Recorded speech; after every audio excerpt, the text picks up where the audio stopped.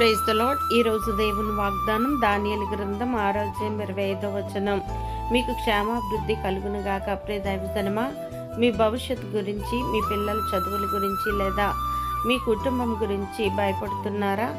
సర్వశక్తి గల దేవుడు ఇస్తున్న అద్భుతమైన వాగ్దానం ఏమిటంటే, నీకు క్షేమాభివృద్ధి కలుగును గాక. అవును ప్రియులారా, దేవుడు నీ ఇంటి చుట్టూ ఒక ప్రాకారముగా ఉండి ఏ కీడు నీ దరి చేరకుండా నేను కాపాడును. నీవు లోపలికి వచ్చినప్పుడును బయటికి వెళ్ళినప్పుడును ఆయన తన దూతలను నీకు తోడుగా ఉంచి నీ మార్గములన్నిటిలో నేను సురక్షితముగా నడిపించును.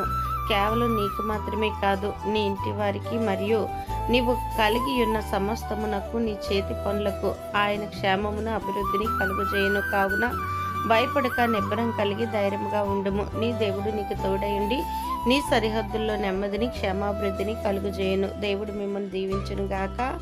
ఆమేన్.